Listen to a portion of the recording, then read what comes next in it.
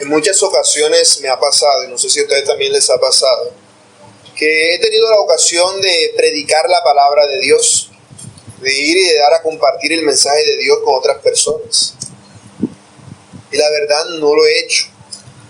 No sé si a ustedes les ha pasado que hay veces en las que sí, y hay veces como que no sé si es miedo, pereza, negligencia o el pecado en sí mismo que está en uno, que nos impide compartir el mensaje del Evangelio. Pero, ¿por qué se nos hace difícil esto?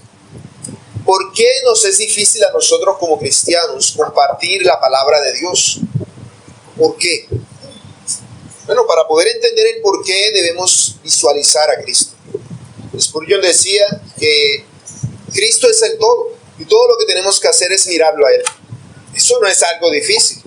Uno tiene que tener una maestría en teología para poder mirar a Cristo. Uno tiene que saber muchas cosas para poder mirar a Cristo. Ni siquiera necesitamos ojos. Puedes estar ciego, pero aún así ver a Cristo, porque vas a verlo con los ojos de tu espíritu. Miremos el ejemplo de Cristo. Cuando Cristo estuvo en Jerusalén, Él, por la primera vez, Él se apartó de allí porque muchas personas creyeron en Él falsamente. Luego, cuando regresó a Jerusalén, hizo un milagro y sanó a un hombre que estaba enfermo desde hacía 38 años de una enfermedad incurable. Se ganó el repudio de todos. Y desde entonces querían matarlo. Los fariseos querían matar a Jesús. ¿Por qué querían matar a Jesús? Porque desautorizaba sus enseñanzas, haciendo cosas que según ellos no podían hacerse en día de reposo. Pero además se hacía igual a Dios. Eso era algo muy grave.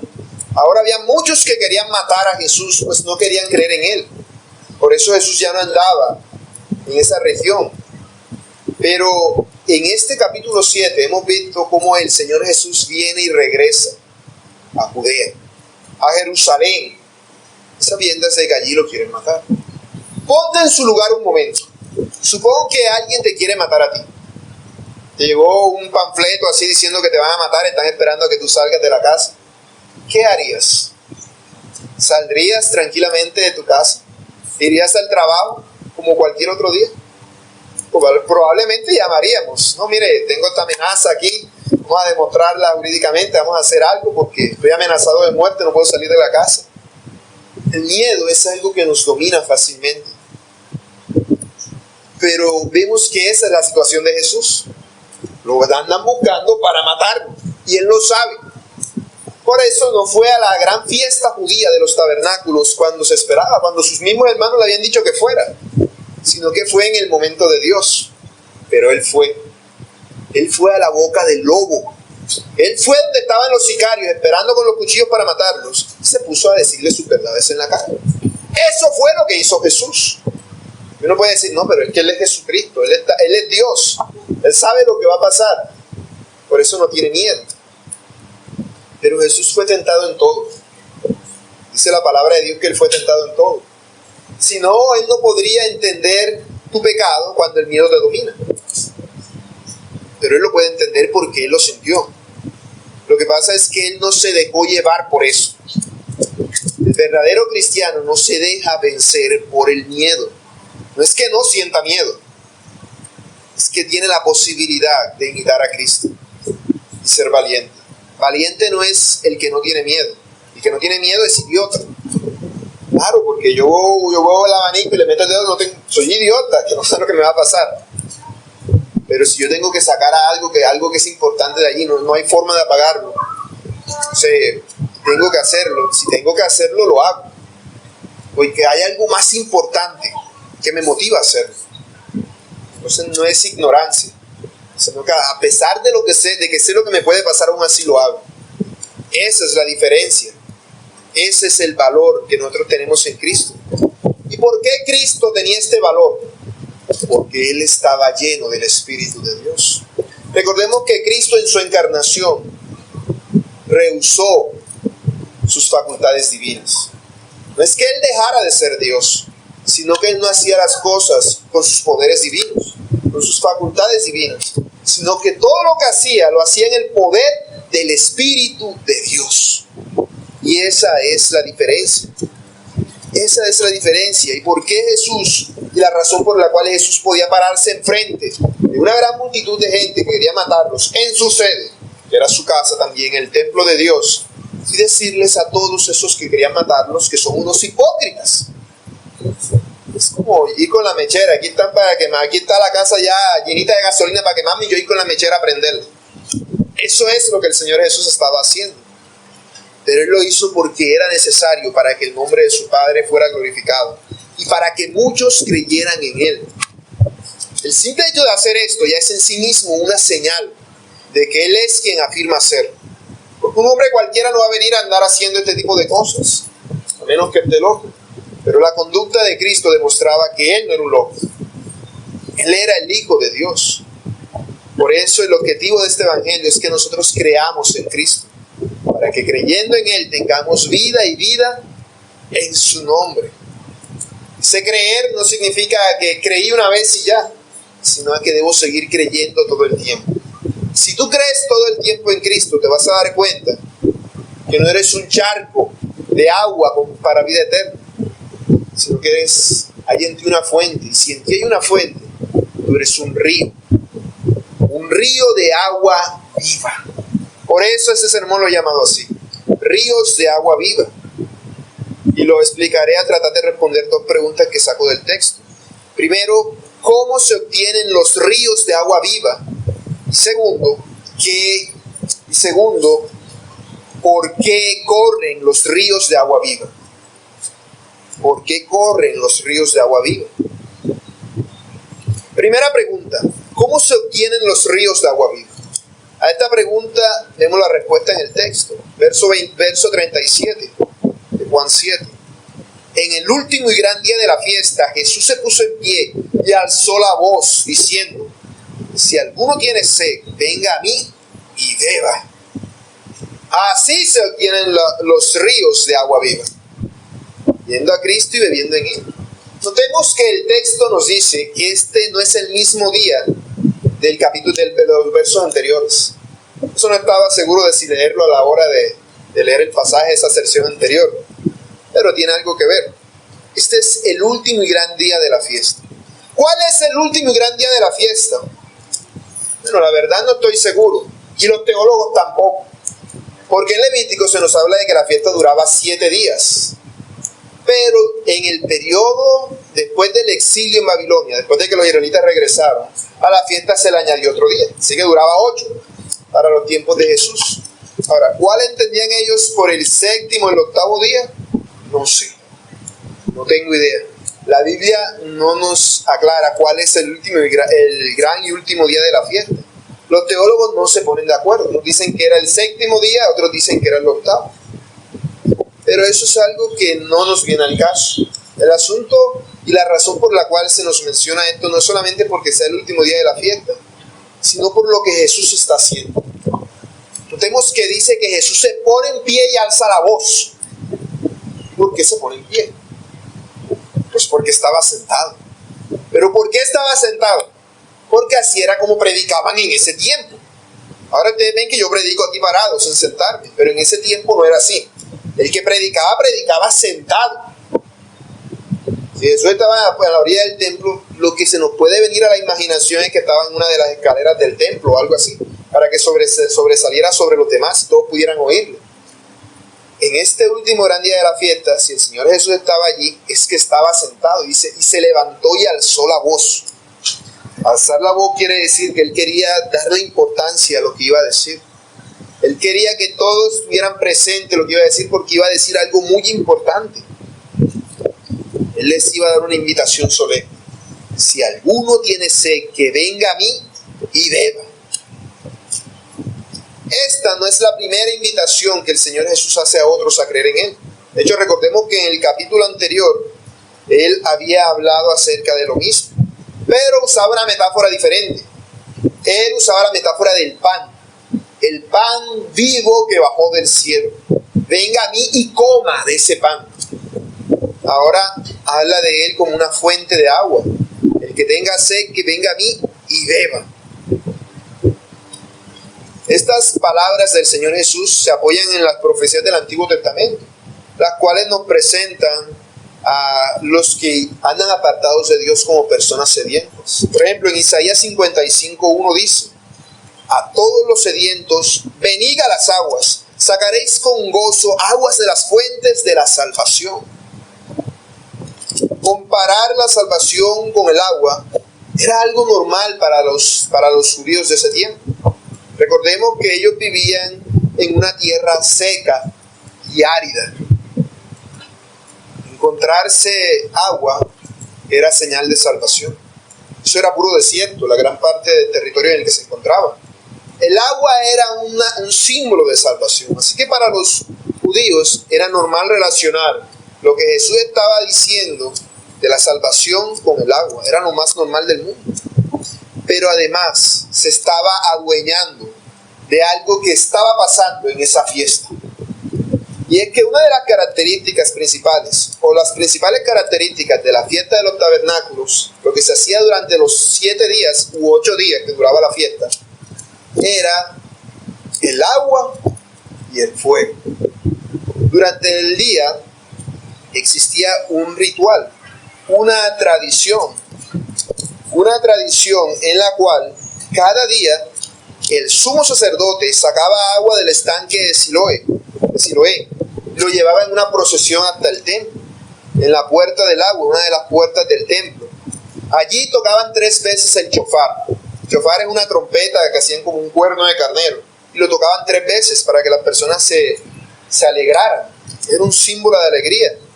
Y recitaban Isaías 12:3, que dice: sacaréis con gozo aguas de las fuentes de la salvación. Mientras en el templo los sacerdotes marchaban alrededor del altar, entonando este verso en coro, cantando salmos al Señor. Cantaban los salmos de aleluya al Señor. Y el agua era derramada como una ofrenda de adoración a Dios. Esto se hacía todos los días. Por eso todas las personas en la fiesta iban a relacionar el agua con lo que Jesús estaba diciendo. Era lo más vistoso de ese día. Era lo que se estaba haciendo en esa fecha. Se estaba derramando el agua. El agua era algo sagrado y se hacía todos los días, excepto el octavo. De allí que no tenga claridad acerca de si era el séptimo o el octavo, porque el octavo ya no se hacía eso. Pero eso es algo que no nos concierne, porque aun si fuera el octavo día, estoy seguro que las personas iban a relacionar el agua, porque llevaban 7 días viendo esta procesión con el agua. ¿Por qué se derramaba agua en este día de la fiesta? Se derramaba agua para darle gracias a Dios por el agua que Él proveyó a sus antepasados en el desierto. Cuando los israelitas estaban en el desierto, ellos no tenían forma de ver agua, pero dice que el Señor les daba agua de la roca, y que esa roca era Cristo, nos dice en el libro de Hebreos. Esa roca representaba a Cristo. Lo que ellos estaban haciendo representaba a Cristo, y ahora Cristo estaba allí en medio de ellos, pero ellos no estaban tan atentos a Cristo como al agua. Estaban considerando una cosa mayor que la otra, y no se daban cuenta de que Cristo era mayor que eso. Para ellos esta era una fiesta muy importante, y por eso era que todos se reunían, porque como pueblo entero, todo el país le daba gracias a Dios, pero además le pedían a Dios que los bendijese con lluvias para el nuevo año, porque esta era la fiesta de cierre de año, el año nuevo estaba empezando, por eso pedían lluvia abundante para este nuevo año. Así que todas las personas allí, cuando Jesús les dice que vengan a Él y beban, ellos entenderían que les estaba diciendo: yo soy esa agua que ustedes están paseando por ahí en procesión. Esa agua me simboliza a mí. Eso era lo que Él estaba afirmando. Por eso nosotros que estamos en Cristo gozamos de esa agua, gozamos del agua de la verdad, el agua de la vida eterna, porque es que al venir el Espíritu de Dios sobre la iglesia en el día de Pentecostés, se dio una transición entre el antiguo y el nuevo pacto. La iglesia, que antes estaba limitada a la nación física de Israel, se hizo internacional. Y ahora de todas las naciones, sale el verdadero Israel. El verdadero Israel es la iglesia. Era la iglesia antes, en el Antiguo Testamento. Era la iglesia, eran los creyentes en medio de la nación de Israel. Ahora son los creyentes en medio del mundo entero. Todos nosotros tenemos acceso a eso. Y por eso todos nosotros podemos valorar a Cristo. Y las personas en ese tiempo también deberían haber valorado a Cristo, pero no entendían lo que estaban pasando. Cristo era lo más valioso que había en ese momento. Cristo es lo más valioso que hay siempre, pero ellos no lo entendían. No entendían lo que estaba pasando. Dios mismo había ido en persona al templo de él y se estaba manifestando en persona. Recordemos que cuando el primer templo, el de Salomón, fue hecho, Dios se manifestó en el templo y vieron la gloria de Dios. Pero ahora estaban viendo a Dios en persona. Y ellos, por su naturaleza humana y pecadora, le daban más importancia al rito del agua que a Dios en persona. No entendían que estaban en presencia de algo que era mucho mayor que el agua que ellos estaban haciendo. Esto que Jesús estaba haciendo en este momento, es lo que había sido profetizado por el profeta Joel. Dice Joel 3:18. Sucederá en aquel tiempo que los montes destilarán mosto y los collados fluirán leche, y por todos los arroyos de Judá correrán aguas, y saldrá una fuente de la casa de Jehová, y regará el valle de Sitín. Esto era una profecía que apuntaba a Cristo, una profecía que apuntaba a la venida del Espíritu Santo. Porque, ¿cuál es el templo de Dios en este momento? Nosotros. La iglesia es el templo de Dios. Y dice, de la iglesia viene un río de agua. Por eso Jesús está haciendo esta invitación y les está diciendo a todos, únanse a este río. Únanse a este templo. Abandonen el viejo templo, porque las cosas viejas pasaron. Todo eso ya no sería más. Por eso la invitación del Señor Jesús a las almas sedientas es a que vengan a Él por el agua espiritual que da vida. Que no anden buscando una mera ceremonia física, que no anden buscando algo así, porque esa agua puede saciarle la sed, pero al poco tiempo les va a volver a dar sed. Pero el agua que les ofrece saciaría la sed eternamente. Solo aquel que lo haga recibirá el agua de la vida en Cristo. Todos los otros son falsos discípulos. Son falsos discípulos cuyo arrepentimiento no es verdadero. Porque el arrepentimiento necesita sed. No te puedes arrepentir si no hay sed en tu alma. No hay sed. No hay arrepentimiento para perdón de pecados. Porque el arrepentimiento requiere más que sentirse mal por lo que has hecho. Requiere un deseo genuino de sacrificarlo todo con tal de conseguir otra cosa. Imagínate que estás en un desierto totalmente perdido, extraviado, y tienes tu cartera llena de millones y millones de pesos. Y alguien viene y te ofrece una botellita con agua. Y dice, no, te la vendo por todo lo que tienes en la cartera. Lo comprarás. ¿De qué te vas a servir ese poco de billetes si te vas a morir en el desierto? No queda de otra. Esa agua es más valiosa en ese momento que todo el dinero que tienes. ¿Por qué? Porque tienes sed. El que tiene sed no va diciendo, dame, lo que valga, coge, aquí está la cartera, te la entrego. Porque está dispuesto a darlo todo. Eso es tener sed. Tener sed no es, voy a parar un momentito en la nevera, bebo el agua. No, eso tienes un mínimo de sed, pero no es una sed verdadera. La sed verdadera es cuando tú dices, dámela que me muero. Esa es la sed de la que Cristo está hablando. Cuando Él dice, si alguno tiene sed, se refiere a eso. Algo insaciable, a una necesidad que no puede ser suplida con otra cosa. Las personas tienen sed, pero no buscan el agua que quita esa sed, sino que buscan otras cosas. Dicen, no, es que yo no me siento completo, no me siento dichoso, me siento infeliz. Entonces quiero llenar esa sed con dinero. Quiero llenar eso con una familia, con una esposa, con hijos. Pero luego tiene esas cosas y no se le quita aquello que él tenía. Se le quitó por un momento. Igual que cuando bebes agua se te pasa la sed y al poco tiempo otra vez te vuelve a dar. Es una sed falsa. Eso fue lo que le pasó a la mujer samaritana. Esta mujer había estado casada con 5 maridos y el que ahora estaba no era su marido. No era su marido. No habían podido ninguno de esos hombres llenar el vacío que había en ella. Ese vacío no era de que alguien la amara.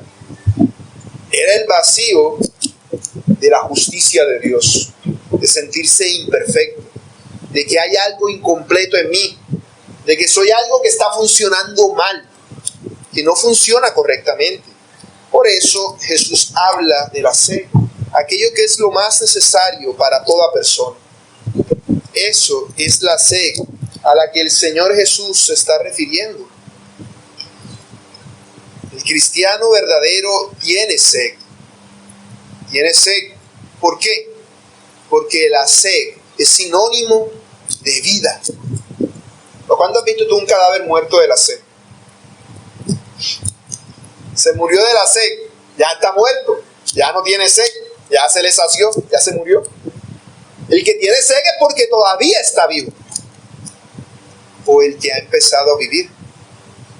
Un niño cuando nace, lo primero que hace es llorar. ¿Cómo le calman ese llanto? Con el seno, porque tiene hambre. No sabe, tiene hambre. No sabe cómo saciar esa hambre.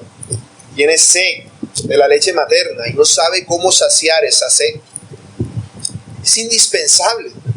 Por eso, para que exista sed, primero tiene que haber vida. Tiene que haber ocurrido algo en la persona para que tenga sed verdadera. Una sed que conduzca a Cristo. El que no tenga la obra del Espíritu Santo en él tendrá la sed, pero no será consciente de eso. Y buscará llenarla con otras cosas. Buscará saciar esa sed con otras cosas. El verdadero cristiano, por su parte, tiene sed de salvación. Tiene sed de la justicia de Dios. Tiene sed de ser como Dios. Esa es la sed que todo el mundo tiene, pero no es consciente de ella. Dice, hay algo mal en mí, hay algo, estoy incompleto, hay algo que me hace falta. Y no es solamente que me amen o que me quieran, sino la justicia de Dios. Me hace falta la justicia de Dios, porque no estoy viviendo conforme fui creado para vivir. No estoy haciendo lo que me mandaron a hacer. Soy como un zapato que nadie se pone, una bicicleta que está por allá archivada. Soy algo incompleto, imperfecto. Ese es el vacío que todo ser humano experimenta. Pero la sed verdadera solamente la produce el Espíritu Santo. La sed verdadera guía a las personas a Cristo, a la fuente. Sin el Espíritu Santo, ¿cómo te consideras tú? Buena persona. Pero con el Espíritu Santo, ¿qué dices tú? No tengo agua, tengo una sed que no me aguanto. No me la aguanto. Mientras que no tiene el Espíritu Santo, no, yo no tengo sed. Tengo una sed, pero no es consciente de eso, no la siento. El cuerpo por dentro, el estómago se me está ya secando de la ausencia de agua viva. Pero no soy consciente de eso porque estoy muerto. Pero una vez estoy vivo, ¡ah! ¡Agua! ¡Agua que me muero! Esa es la sed verdadera. La sed de ser conscientes de Cristo. Esa sed produce justicia. Es hambre y sed de justicia. ¿Y qué es la justicia? La justicia de Dios.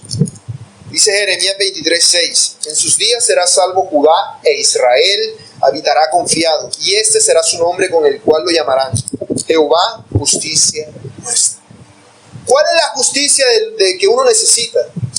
A Dios. Lo que todo hombre necesita es a Dios. Pero Dios, ¿en qué sentido? Bueno, dice Romanos 10:3, porque ignorando la justicia de Dios y procurando establecer la suya propia, no se han sujetado a la justicia de Dios, porque el fin de la ley es Cristo para justicia a todo aquel que cree. En otras palabras, la justicia de Dios es Jesucristo. La segunda persona de la Trinidad es la justicia que todos necesitamos. Hambre y sed de Cristo. Por eso dice, si alguno tiene sed, venga a mí. A mí. Yo soy la fuente. Yo soy lo que estás buscando. Pero eso no lo vas a hacer si no has visto tu pecado. si no eres consciente de tu necesidad de Cristo, ¿qué valor va a tener para ti el agua? Si tú dices, no, yo no tengo sed, yo no voy a gastarme todo este poco plata por esa botellita de agua. ¿Cuándo? Pero si eres consciente que tienes sed, estarías dispuesto a venderlo todo por eso. ¿Y cómo vas tú a Cristo? ¿Cómo haces tú para ir a Cristo? Necesitas nacer de nuevo. Es imposible que vayas a Cristo, a menos que nazca de nuevo. Es como si le dijeras a un murciélago, sal ahora con este solazo que hace, sal volando por ahí. ¿Cuántos hemos visto murciélagos volando de día? Seguro ha ocurrido alguna que otra ocasión que haya visto algún murciélago loco por ahí, pero no es lo común ni lo normal. Porque esa criatura no ha sido diseñada para moverse en esas circunstancias. No ha sido diseñada para moverse en esas circunstancias. Necesita ser una nueva criatura. Necesita nacer otra vez. Por eso, para poder venir a Cristo es necesario nacer de nuevo.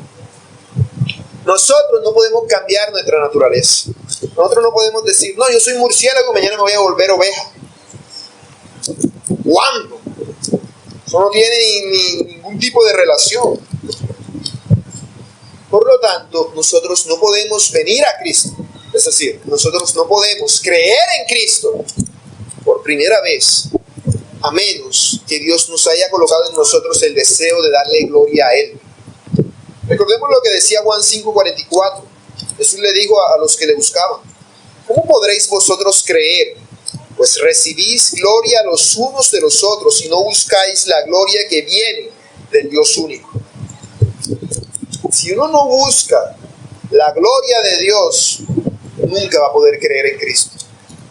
Aunque la persona diga, yo creo en Cristo, pero nunca jamás ha buscado la gloria de Dios, nunca jamás ha creído en Cristo.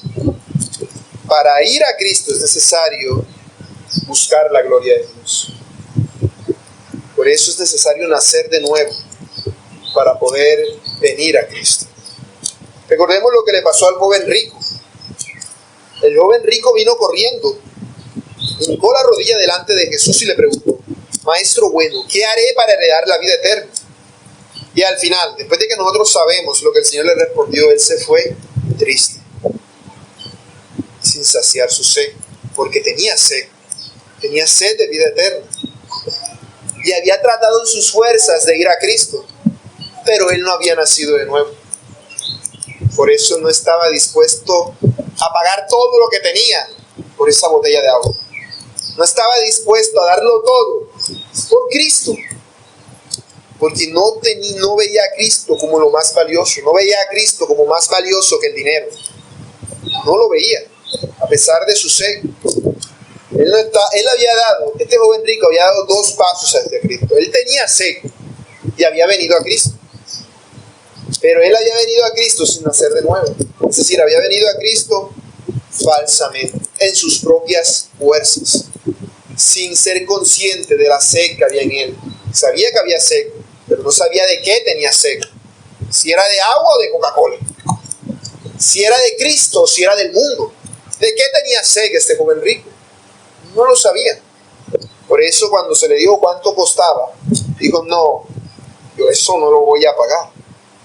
¿Por qué? Porque él, aunque tenía sed y había venido a Cristo, no estaba dispuesto a beber de Cristo. Son 3 pasos en el llamado de Dios. Tener sed, venir y beber. Esas 3 palabras representan la invitación de Dios a los hombres. Y ese llamado no es eficaz a menos que se llegue al 3er paso, beber de Cristo. Es decir, para nosotros no es evidente, se han dado los otros 2 pasos, a menos que la persona dé el paso final, beber de Cristo. Son los 3 pasos. La sed, yo puedo decirle a todos ustedes que tengo sed sin sentir nada. Venir a Cristo, yo puedo venir aquí y pararme frente al arroyo y quedarme viendo y ver cómo los otros beben y no beber nada. Pero hasta que no vengo y digo, yo creo que esa agua me va a salvar, estoy dispuesto a beberla. Y sé que no es veneno y que no me voy a morir cuando me la bebo. Porque ese es el temor. ¿Qué voy a perder yo cuando la bebo? creo en Cristo, creo que si la bebo no es un veneno y me voy a quedar ahí convulsionando. O creo que en realidad me va a salvar. El que cree da el tercer paso y bebe de Cristo. Bebe de Cristo. Y esto solamente lo hace posible el Espíritu Santo. Tú puedes llevar a un perro afuera, ponerle una tacita con agua y decirle que beba. Pero no puedes hacer que beba. El perro puede beber, como puede irse para otra parte a hacer otra cosa. Y no beber. No puedes hacer que beba. Llega un punto en el cual tú puedes decirle, no, tienes sed, ponerlo aquí está el agua, bébela. No la va a beber a menos que él mismo sea consciente que necesita beber. De la misma manera, nosotros no podemos salvar a nadie. Podemos decirle a las personas su necesidad de Cristo para que tengan sed. Podemos traerlos a Cristo hablándoles la palabra para que crean, pero no podemos hacer que crean. No podemos hacer que crean, pero el Espíritu de Dios sí puede. Solamente el Espíritu Santo nos hace ser conscientes de que tenemos sed, de que tenemos que ir a Cristo y que tenemos que beber a Cristo. Tenemos que beber a Cristo, igual que tenemos que comer a Cristo. En el capítulo anterior lo veíamos de esa manera. Acá lo vemos como como beber a Cristo. Solamente el Espíritu Santo nos hace conscientes de eso. Solamente Él nos puede guiar a Jesús. No hay otra forma, no hay otra manera. Una persona que tiene sed dice, yo soy una mala persona. Pero si no da el siguiente paso, ¿qué va a hacer? Bueno, yo soy una mala persona, así que tengo que pagar manda. Voy a hacer esto, voy a vender todo lo que tengo, voy a darme unos latigazos, voy a aguantarme esto. Una persona puede tener sed y venir. Entonces tú lo ves que va a todas las iglesias. Y va a esta iglesia, no se me quitó la sed aquí, me voy para otra. Y va a otra iglesia y no se le quitó y va a otra iglesia y no se le quita la sed. Porque no bebe. No bebe a Cristo. Es necesario beber a Cristo para ser salvo. Solamente aquel que bebe a Cristo tendrá en sí una fuente de agua que salta para vida eterna. Déjame decirte, hermano, que si tú tienes hoy amor a Cristo, es porque has bebido de la fuente. Es porque has experimentado el nuevo nacimiento. ¿Cómo sabes tú esto? Porque una criatura que ha nacido de nuevo, uno que ha bebido el agua de la vida eterna, cambia. Ves el murciélago, imagínate, el murciélago va volando en la oscuridad de la noche y se acerca al río y bebe del río. Apenas bebe del río se vuelve un venado. ¡Wow! ¡Qué obra tan maravillosa! ¡Qué cosa tan espectacular! Nunca había visto eso. El que lo vea se espanta y dice, ¡wow! ¿Qué es esto? ¿Cómo es posible que un animal tan inmundo como el murciélago, al beber el agua del río, se haya vuelto un venado? Es un animal majestuoso e imponente. Eso es algo imposible para los seres humanos. He allí la grandeza y el poder de Dios. El poder de Dios no está en sanar a un enfermo de una enfermedad, que eso lo hacen hasta los médicos. El poder de Dios está en convertir al inmundo murciélago en el majestuoso venado. En convertir al inmundo pecador que eras en una criatura hecha a la imagen de Dios. Por eso, mi hermano, tú eres un milagro viviente de Dios. Tú que has creído, eres una señal de lo poderoso que es Cristo. Cuando dudes de que Cristo te ama, cuando dudes de que eres salvo, mírate al espejo y recuerda quién eras antes y quién eres ahora. Y considera, ¿qué hiciste tú para pasar de una cosa a la otra? ¿Qué fue lo que tú hiciste? ¿De qué manera lograste transformarte en venado siendo murciélago? ¿De qué manera lo hiciste? No fuiste tú. Por lo tanto, si Dios hizo esa obra en ti, debes tener la certeza de que eres un milagro. Eres la señal que Dios ha dado. Que dice, no, yo nunca he visto una señal de Dios. Mira tu vida y verás la señal de Dios. Verás la señal que Él te ha mostrado. Él ha hecho que nazcas de nuevo porque has dado los 3 pasos. Hasta sido consciente de que tienes sed, has venido a Cristo y has bebido de Cristo. ¿Cómo sabes tú que eres un falso cristiano y que en realidad no has venido a Cristo? Que en realidad no has bebido a Cristo. Bueno, si tú vienes a esta iglesia y tú dices, no, pero eso no es conmigo, eso es con el otro. Ahí hay un indicativo. Si tú vienes a este lugar y sales como si nada, ahí hay un indicativo. Si tú vienes a este lugar y dices, otra vez ese himno, ay, el hermano sí demora orando, otra vez da ofrenda, todos los domingos. Si tienes ese tipo de pensamientos, que de pronto no los expreses a las otras personas, deberías considerar si has bebido de Cristo.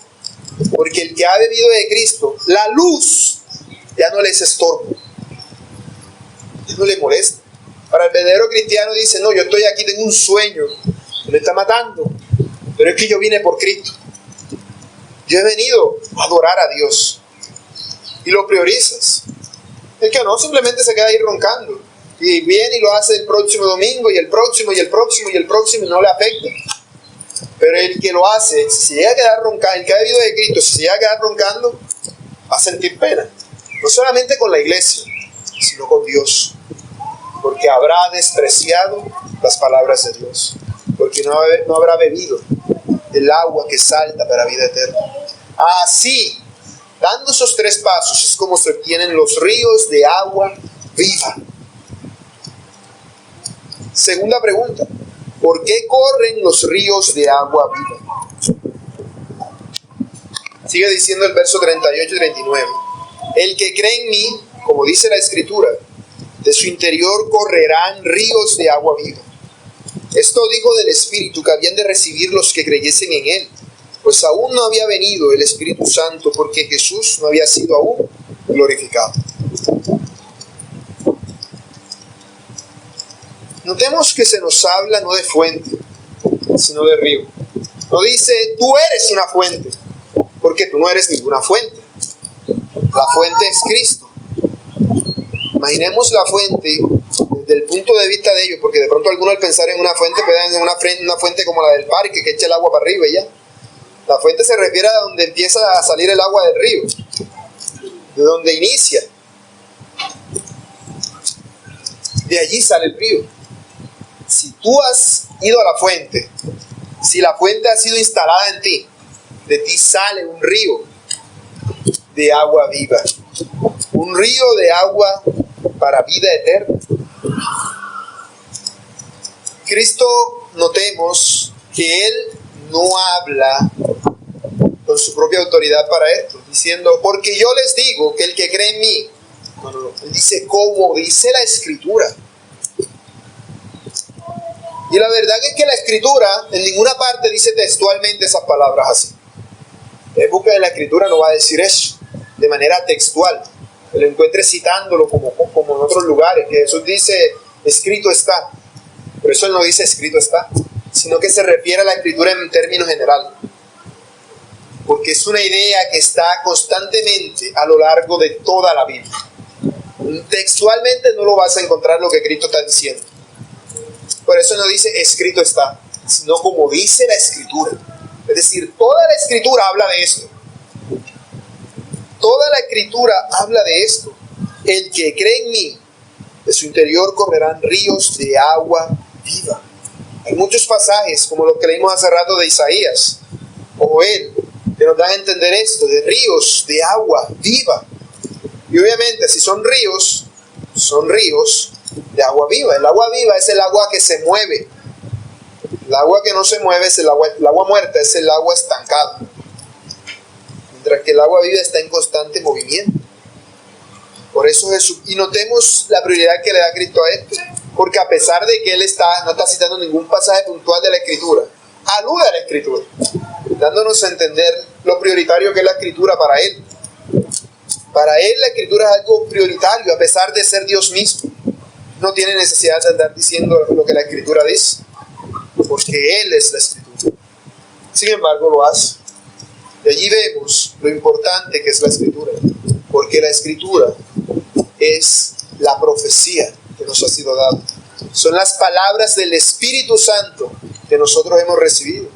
Por eso en una iglesia bíblica siempre vas a encontrar el púlpito, el lugar desde el cual se predica la Escritura como lo principal y lo central, nunca como algo secundario o terciario. Y lo que el Señor Jesús aquí está diciendo es algo muy importante. Es algo tremendo, a decir verdad, porque si Jesús no es Dios, es un blasfemo con lo que está diciendo. Porque está diciendo que por creer en Él vas a tener ríos de agua viva. Así que si Él no es Dios, es un blasfemo. Así que Él está, al decir esto, está dándoles a entender a los que lo oyen que Él es Dios. O hacer que se enojen mucho más con Él y traten más de matarlo, provocándolos más a ira. Porque les está diciendo algo solemne y grande. Les está diciendo: yo soy lo más importante en este lugar. El que cree en mí. Toda la Escritura siempre habla de creer en Dios. Y ahora Él dice: el que cree en mí, frente a todo este poco de gente. Él había hablado antes de creer en Él. Se lo dijo a Nicodemo, se lo dijo a la multitud en la sinagoga. Pero aquí tenemos a todas las personas que han venido de todas partes de Israel a la fiesta de los tabernáculos escuchando. Literalmente no estaban todas las personas en ese lugar, pero estaba la gran mayoría de ellas. Y eso era como pólvora. Lo que Él dijera allí, al día siguiente ya todo el mundo lo estaba repitiendo. Que así estaba la gente que tenían que vivir en tabernáculos que hacían, porque no había ni dónde quedarse. Jesús está diciendo: yo soy lo más importante en este lugar. Y eso es lo que estaba profetizado, lo que había dicho el profeta Ageo. Ageo 2:6 dice: de aquí a poco yo haré temblar los cielos y la tierra, el mar y la tierra seca, y haré temblar a todas las naciones, y vendrá el deseado de todas las naciones, y llenaré de gloria esta casa, ha dicho Jehová de los ejércitos. Mía es la plata y mío es el oro, dice Jehová de los ejércitos. La gloria postrera de esta casa será mayor que la primera, ha dicho Jehová de los ejércitos. Y daré paz en este lugar, dice Jehová de los ejércitos. Recordemos, los israelitas estaban muy tristes porque el templo que habían reconstruido después de haber estado en Babilonia se veía tan insignificante con relación al primer templo. Pero Dios les dice: no, es que lo importante no es el templo, es la gloria que llenó aquel templo.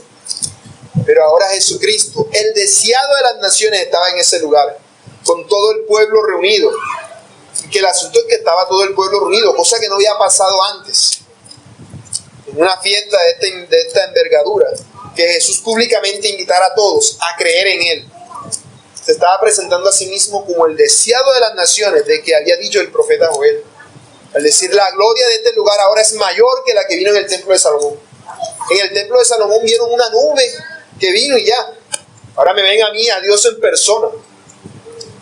Por eso, la gloria de esa casa era mayor en ese momento, porque Jesucristo estaba allí. Y Jesucristo está aquí en este lugar, en este momento, porque nosotros somos la casa de Dios. El que recibe el agua de vida se convierte a sí mismo en una bendición de la gracia soberana de Dios. Tú, si has bebido del agua, ¿qué eres ahora? No eres una fuente, eres un canal. Eres uno que ha sido bendecido por Dios con agua viva para que bendigas a otros. Para que bendigas a otros, para que fluya de ti. Por eso la iglesia está llamada a proclamar el mensaje de salvación. Y de esta manera son reunidos los escogidos de Dios de todas partes. El cristiano, por vivir a Cristo, es un instrumento para llevar el agua de vida a todos los sedientos que hay en el mundo, proclamando el mensaje de salvación. Nosotros no somos agentes de salvación. Nosotros no salvamos a nadie. Nosotros no somos ni el agua, ni la fuente, ni el río, sino que nosotros tenemos una fuente instalada de la cual fluye el río. Somos el canal de bendición. Somos los que debemos ir y proclamar el mensaje. Por eso, nosotros tenemos entre nosotros un río para salvación de otros. Para eso es ese río de agua que fluye. Para eso corre. El comentarista Leon Morris dice: el creyente no es egocéntrico. Pasa a otros el don de Dios de la misma forma en que lo recibe. O para expresarlo de otra manera, cuando un hombre cree se hace siervo de Dios, y Dios lo usa como medio de bendición a los demás. Así que el río de la vida fluye cuando tú compartes el mensaje del Evangelio y cuando edificas a tus hermanos. Porque de lo que estás recibiendo, estás dando. No te lo estás estancando como un estanque o como un tanque para guardar el agua. No. Se está derramando. Se está derramando el agua. El agua de la vida. El agua de Dios.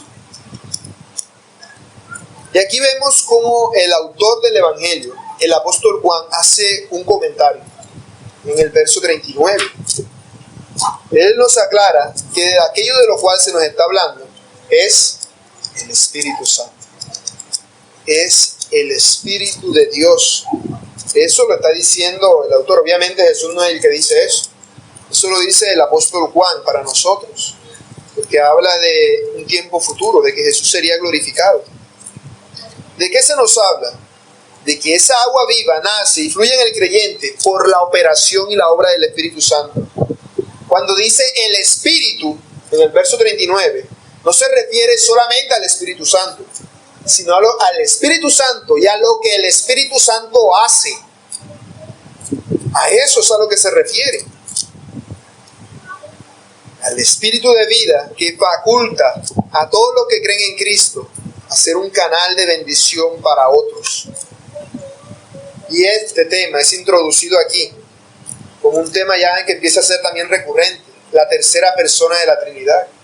Ya habíamos hablado de eso antes, pero empieza a ser más evidente, porque el rol del Padre a lo largo de todo el Evangelio ha sido dicho. La función del Hijo ha sido dada a conocer, pero ahora se le empieza a dar prioridad a la persona del Espíritu Santo. Como en este Evangelio se menciona directamente a la Trinidad, porque el Espíritu Santo es el que nos permite entender las Escrituras, es el que nos permite entender la obra de Dios. No solamente es lo que Él hace en nosotros, sino cómo eso afecta a todo lo que nos rodea. El Espíritu Santo fue derramado de una manera especial en el día de Pentecostés, pero lo sigue siendo en todo cristiano una vez cree. Cuando un creyente cree en Cristo, pasa a ser casa del Espíritu de Dios.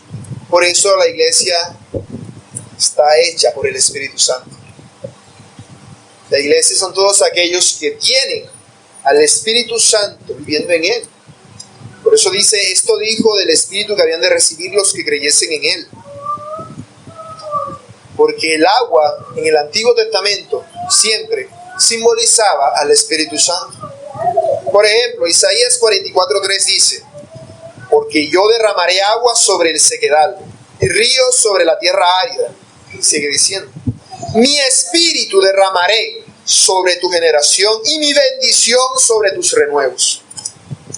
Jesús no se estaba inventando esto del Espíritu Santo, sino que al hablar del agua y de los ríos, estaba aludiendo a él. Para todos era algo evidente. Y él está diciendo esto porque aún no había venido el Espíritu Santo. Y esto es algo que hay que aclarar para evitar que se tergiverse. Porque estamos diciendo que aún no había venido el Espíritu Santo. ¿Significa eso que el Espíritu Santo no estaba antes del día de Pentecostés en el mundo? Por supuesto que no. El Espíritu Santo siempre ha estado. Dice que cuando el Señor hizo los cielos y la tierra, el Espíritu de Dios se movía sobre las aguas. Ni siquiera habían creado todavía nada. Apenas estaba empezando a crear el mundo y ahí estaba el Espíritu Santo. Así que no podemos decir que el hecho de que el Espíritu Santo no había venido aún no quiere decir que no estuviera allí.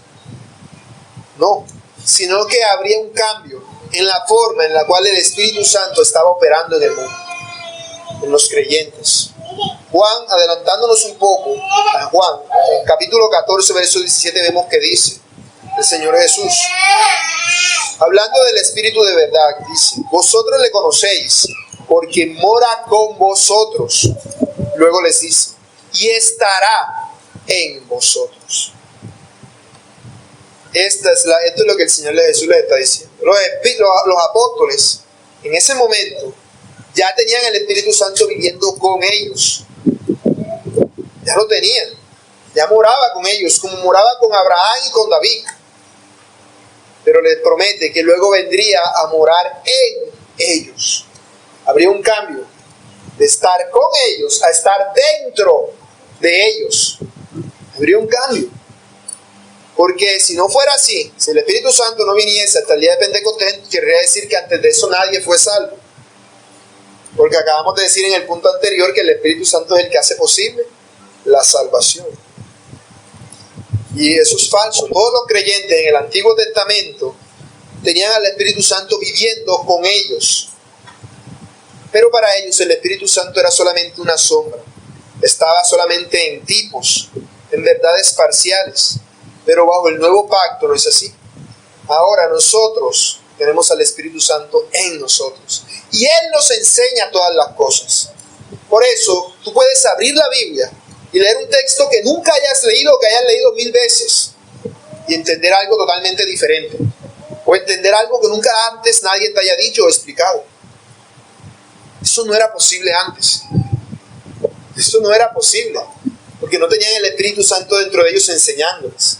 Sino tenían las Escrituras, pero no podían entender lo que significaba. Aún los grandes profetas como Isaías, Daniel y Jeremías hablaban de cosas que no entendían.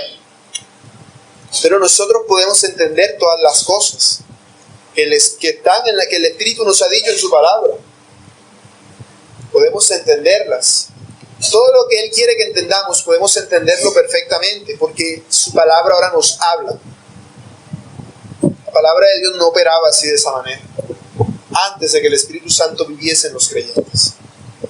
Moraba con ellos, estaba con ellos, la tenían allí, pero les era imposible entenderlo a menos que viniera un profeta y les dijera lo que significaba. Por eso nosotros como creyentes no necesitamos profetas para que nos digan lo que significa. Necesitamos profetas para que nos recuerden lo que significa, que es lo que hacemos en eventos como hoy, en la predicación de la palabra de Dios. Por eso, para ellos todo era sombras. Cuando Moisés hizo la serpiente de bronce en el Antiguo Testamento, eso no tenía ningún significado, y no tendría ningún significado para nosotros si no leyéramos en el Nuevo Testamento que la serpiente apuntaba a Cristo. No tenía ningún significado si Jesús no se lo hubiese dicho a Nicodemo en el capítulo 3 de este Evangelio. Por eso, la diferencia que vemos en el obrar del Espíritu Santo tiene que ver con la diferencia de los pactos, del antiguo pacto y del nuevo pacto. En el antiguo pacto el Espíritu Santo obraba como un serenito, como un rocío de agua. En el nuevo pacto el Espíritu Santo obra como un diluvio, que rompe el suelo, hace partir la tierra y mata a todo el que se encuentre por ahí. Hace morir al viejo hombre. El Espíritu Santo ahora es como un diluvio. Antes era un serenito. Le dije, no, está goteando. Un rocío de la mañana. Ahora no, ahora es un diluvio. Esa es la diferencia del obrar del Espíritu Santo. Por eso, nosotros ahora, en el nuevo pacto, tenemos dos posibilidades. Ser como los del antiguo pacto, podemos acceder a algo que ellos no podían acceder. La llenura del Espíritu Santo. Podemos acceder a una llenura del Espíritu Santo, sumergirnos en ella, porque ahora vive en nosotros. Antes solamente podíamos tener allá el Espíritu Santo y explícame, Espíritu Santo, esto y lo otro. Ahora está dentro de ti. Depende de ti. Si quieres que esté como si estuviera afuera, o si vas a aprovechar lo que ahora posees. Al Espíritu de Dios viviendo en ti.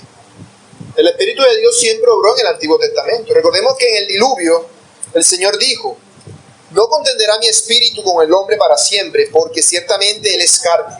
El Espíritu de Dios se encontraba en enemistad con el hombre antes del diluvio. El salmista dice, ¿a dónde miré de tu espíritu y a dónde huiré de tu presencia? Si subiera a los cielos, allí estás tú, tu espíritu, porque está hablando del espíritu. Y si en el Seol hiciere mi estrado, es decir, la tumba, he aquí, allí tú estás. Si tomare las alas de la alba y habitare en el extremo del mar, aún allí me guiará tu mano y nacirá tu diestra. Estás allí conmigo, tu espíritu está allí conmigo. Si dijere, ciertamente las tinieblas me encubrirán, aún en la noche resplandecerá alrededor de mí, aún las tinieblas no encubren de ti, y la noche resplandece como el día. Lo mismo te son las tinieblas que la luz, porque tu espíritu está conmigo, dice el salmista. Dice el salmista en el Salmo 143:10. Enséñame a hacer tu voluntad porque tú eres mi Dios. Tu espíritu me guíe a tierra de rectitud. El espíritu de Dios guiaba, ¿cierto? Estaba allí, estaba presente. Ellos lo experimentaban. Estaba con ellos. David cuando pecó dijo, no me eches de delante de ti y no quites de mí tu Santo Espíritu. No me eches. Como decía, aquí está tu Espíritu Santo y no me quites para que yo quede lejos de tu Espíritu Santo. Porque está aquí conmigo. Aunque en realidad en el Salmo 129 decía que no hay lugar donde no esté el Espíritu Santo. Pero la promesa había sido dada de que el Espíritu Santo no siempre estaría con nosotros, sino que llegaría a estar en nosotros. Ezequiel 36:27 dice, y pondré dentro de vosotros mi espíritu, y haré que andéis en mis estatutos, y guardéis mis preceptos y los pongáis por obra. Vamos a una diferencia bien grande entre el obrar del Espíritu Santo en el Antiguo Testamento y el obrar del Espíritu Santo en el Nuevo Testamento. Esa diferencia empezó el día de Pentecostés. Y después de ese día, es norma que todo aquel que cree reciba el Espíritu Santo para que viva dentro de él. Están los primeros cristianos que creyeron, o seamos nosotros hoy. Así que no debemos tener ningún tipo de temor de que el Espíritu Santo nos abandone, porque a diferencia de David no está aquí al lado de nosotros, está dentro de nosotros. Está dentro de nosotros. No puede abandonarnos porque es lo que sustenta nuestra vida. Es lo que nos hace permanecer en Cristo y es lo que nos perfecciona para que nos parezcamos a Cristo. Porque Cristo ha sido glorificado y ahora Cristo es el modelo a seguir. Por eso dice, porque Jesús no había sido aún glorificado. ¿Y a qué se refiere con eso de que Jesús aún no había sido glorificado? Se refiere a que Jesús aún no había ascendido a lo alto y había sido coronado como Rey y Señor de la creación. Enviar al Espíritu Santo de regreso después que Jesús se había ido, ¿qué era? Era una señal de que en el cielo Cristo había sido entronizado a la diestra de Dios. Era una señal. Quienes recibieron al Espíritu Santo recibieron el agua de la vida que Cristo ofrecía. Pero esta agua solamente les iba a durar unos meses hasta que recibieran al Espíritu Santo dentro de ellos. Es decir, Cristo les dijo, el que cree en mí, de su interior correrán ríos de agua viva. Los que creyeron en él en ese momento que obtuvieron el agua de la vida. Pero los ríos no empezaron a correr hasta que no vino el Espíritu Santo y los llenó. Era una promesa que debía empezar con los que estaban oyéndolo en ese momento. Si no, Cristo hubiese mentido. Debía empezar con los que estaban oyéndolo, con los que creían en aquel tiempo. Estos llegarían a creer meses después, en el día de Pentecostés. Porque después, el día de Pentecostés ocurrió después de que Cristo murió, resucitó y ascendió y fue coronado a la diestra de Dios. Así que no se trata simplemente de un sereno de bendición, sino de un torrente de bendición que fue derramado abundantemente, porque era la señal de que Cristo había sido glorificado en el cielo. Cuando Cristo fue glorificado en el cielo, el Espíritu Santo descendió sobre los que estaban reunidos en el aposento alto. Por eso Jesús les dijo, no se vayan de Jerusalén hasta que se cumpla la promesa. Es decir, hasta que a mí no me coronen como Rey de toda la creación. Eso fue lo que el Señor les había dicho. Por eso vemos que en Hechos 2:33 Pedro dice, así que exaltado por la diestra de Dios y habiendo recibido del Padre la promesa del Espíritu Santo, ha derramado esto que vosotros veis y oís. Le ha sido dada autoridad por el Padre para derramar el Espíritu Santo sobre todos los que creen. Ha sido dada a Cristo esa autoridad, ha sido exaltado. Cristo ha sido glorificado desde Pentecostés. Y si Cristo derramó de su Espíritu Santo para llenar a los creyentes en el día de Pentecostés, ¿para qué creen que los llenó? Él vio a los creyentes como un vaso de agua. Dijo, tienen una porción. Y los llenó. ¿Para qué? Para que se derramara y fluyera. Hiciera el charco de agua y empezara a correr por todo el mundo. Para que fueran un río de agua viva. Por eso era necesario que el Espíritu Santo viniera para que pasara lo que está diciendo, de que correrían ríos de agua viva, de que el Espíritu Santo vendría a vivir en ellos. Sería señal de que Cristo había sido glorificado. Esa era la señal. Así es como corren los ríos de agua viva. Jesús fue glorificado. Fue glorificado. Y entonces el Espíritu Santo vino. ¿Para qué vino el Espíritu Santo? Para testificar de Cristo. Por eso el Espíritu Santo nos guía a testificar de Cristo. Por eso cuando el Espíritu Santo vino en Pentecostés, ¿qué le pasó a los apóstoles? Hablaron en otros idiomas. ¿Por qué? Para que se quedaran ellos solos encerrados en su casa orando y hablando en otros idiomas. Para que fueran a testificar de Cristo a todos los lugares a donde esos idiomas apuntaban. Para que fueran testigos de Cristo. Ese fue el poder que recibieron para testificar. Para eso es la llenura del Espíritu Santo. Tú no eres lleno del Espíritu Santo cuando te caes al suelo y empiezas a decir garabatos y locuras. Tú eres lleno del Espíritu Santo cuando tienes el poder para ir y testificar con denuedo, es decir, sin miedo, la palabra de Dios. Aplicaciones. Los israelitas en el Antiguo Testamento, ellos venían y practicaban las fiestas como la de los tabernáculos, fiesta solemne, una de las tres principales que Dios mismo había instituido. Esas fiestas que eran sombra y tipo de Cristo. Eran solamente sombra y tipo de Cristo. Si esas fiestas eran sombra y tipo de Cristo, ¿será lícito para nosotros estar atentos para guardar ese tipo de cosas? Porque ya Cristo vino. Por eso nosotros no nos judaizamos. Como hay muchos por ahí hoy en día que vienen y dicen, no, tenemos que practicar lo que practicaban en el Antiguo Testamento y hasta se circuncidan y se visten como judíos y tocan el shofar y derraman el agua y hacen todo tipo de rituales judíos y cantan como judíos y hasta hablan judío, diciendo palabras en judío. No se refieren a Jesús como Jesús, sino como Yeshua en judío, porque son judíos según ellos.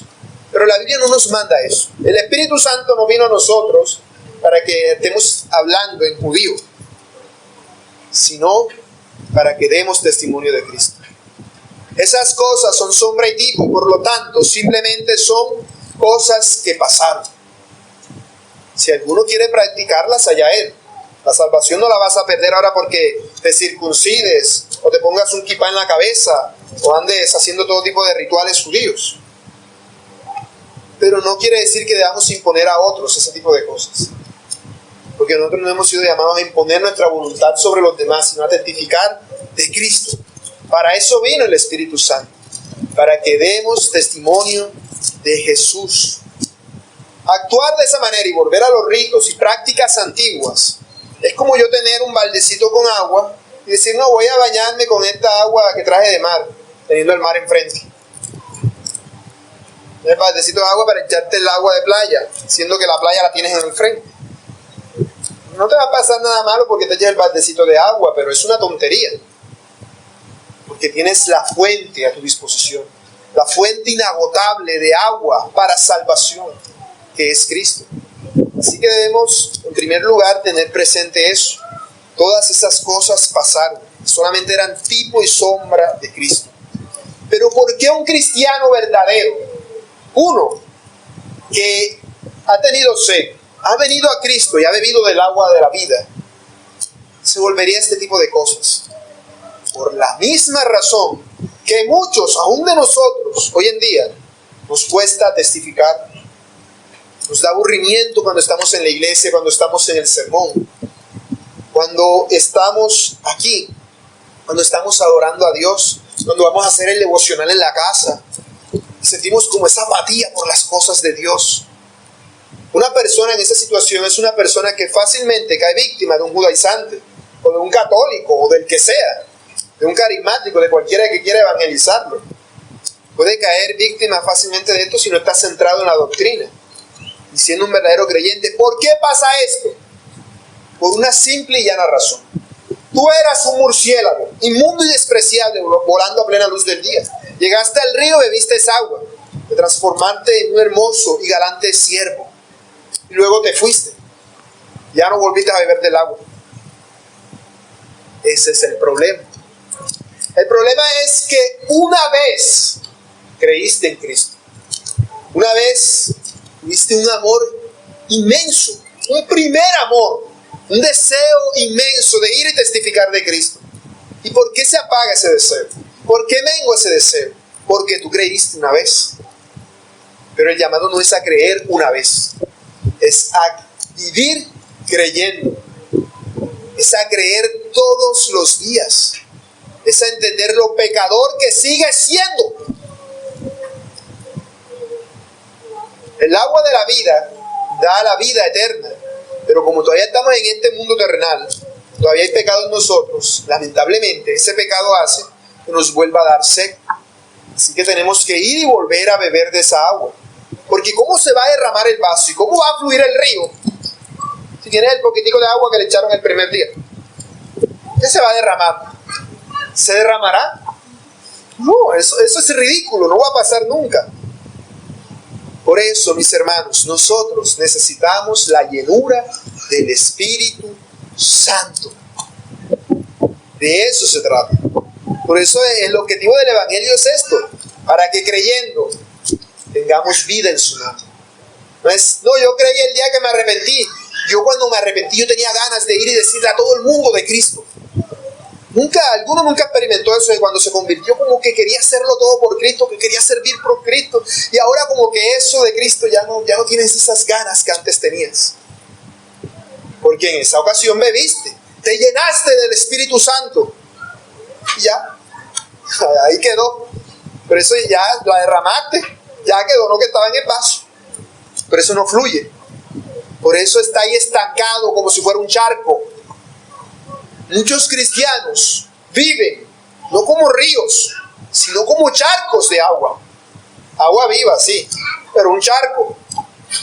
Nosotros no hemos sido llamados a ser charcos, sino a ser ríos por los que fluya la bendición de Dios. Así que necesitamos ser llenos del Espíritu Santo. ¿Y cómo somos llenos del Espíritu Santo? Pidiéndole a Dios. Tú no puedes llenarte del Espíritu Santo, porque el agua no es tuya. Tienes que arrepentirte, creer y volver a la fuente y pedirle a Dios que te llene.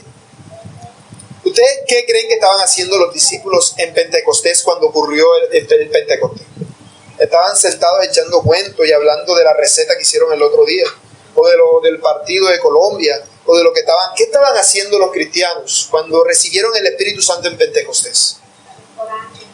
Estaban reunidos, estaban orando. ¿Y por qué creen que estaban orando? Para que el Señor los haga las personas más ricas de Jerusalén. Para que se cumpliera la promesa y para que viniese el Espíritu Santo y los llenara. Y tuviesen poder para ir y testificar en Judea, en Samaria y hasta lo último de la tierra. Eso era lo que estaban orando. Eso era lo que estaban pidiendo. Entonces, ¿qué creen que debemos hacer nosotros? ¿Será que si nosotros venimos y le decimos a Dios que nos dé de su Espíritu Santo y nos llene de su Espíritu Santo, Él nos va a decir, no, el Espíritu Santo ya yo te lo di, ya no te voy a dar otra vez? ¿Será que nos dirá eso? ¿Será que nos negará el Espíritu Santo? No, mis hermanos. Una hija mía puede haberse portado terriblemente mal, pero si no ha comido nadie, en la noche me dice, papi, dame una perita de esta, dame un vasito de agua, yo no se la voy a negar. Y si uno que es una mala persona, porque somos viles pecadores, hacemos eso, ¿cuánto más, dice el Señor en Lucas, el Señor, el Padre, no dará el Espíritu Santo a los que se lo pidan? Dice, dará el Espíritu Santo a los que se lo pidan. No dice, les va a dar el pan, les va a dar el peso, el agua, lo que estén pidiendo. No. Les va a dar el Espíritu Santo. Mi hermano, si tú le pides a Cristo el Espíritu Santo, y pedir a Cristo el Espíritu Santo no es que ahora oramos, pedimos el Espíritu Santo y ya. No, es pedir el Espíritu Santo ahora, cuando llegues a tu casa, cuando te vayas a acostar, en la tarde, cuando te levantes, en la mañanita antes de ir para el trabajo, en la tarde al mediodía, todo el tiempo, como la viuda que todo el tiempo estaba molestando al juez. Y el juez, siendo malo, dijo, no, para que no me colme la paciencia voy a hacerle justicia. Si el juez, siendo malo, hace eso, ¿tú crees que Dios no te va a dar una llenura del Espíritu Santo? Si no clamamos a Él día y noche, si no vamos a Cristo en arrepentimiento continuamente, todos podemos experimentar una vez más esa llenura del Espíritu Santo si se lo pedimos al Señor. Y esa llenura se va a manifestar en ti, no en que te caigas al suelo y veas una visión de Dios, que puede pasar, porque Dios es soberano. O sea, si Él quiere, puedes tirarte al suelo y ver una visión tipo Isaías. El Señor es soberano. Pero esa no es la señal, porque eso puede ser una visión de Dios o algo que te comiste y te hizo daño, o te intoxicaste porque uno estaba echando veneno por ahí. No, la señal de que has sido lleno del Espíritu Santo. ¿Cómo sabes tú que ya has sido lleno del Espíritu Santo? Cuando haces lo que hizo Jesús. Vas a la boca del lobo y te pones a decirle a todo el mundo el mensaje del Evangelio sin importar lo que te pueda pasar a ti. Cuando hablas con de nuevo la palabra de Dios. Eso fue lo que leímos en el texto que leía al presidir de los apóstoles, Hechos 4:31. Cuando hubieron orado, pidiéndole al Señor que les diera de su espíritu, el lugar en el que estaban congregados tembló. Y todos fueron llenos del Espíritu Santo. Y dice, y hablaban con denuedo la palabra de Dios. Esa es la señal de que eres lleno del Espíritu Santo. Y si a ti te da miedo hablar del Señor y dar testimonio, esa es la señal de que no eres lleno del Espíritu Santo. Evidentemente. Así que considera, hermano, ¿qué quieres ser? De los que son llenos del Espíritu Santo, de los que pueden servir a Dios como río para regar todo lo que hay en su jardín. ¿O quieres ser el agua que está encharcada allí en el pozo llenándose de gusanos? ¿Qué quieres ser? Decídete por Cristo. Tú que ya tienes a Cristo, pídele a Cristo que te llene de Él, de su Espíritu.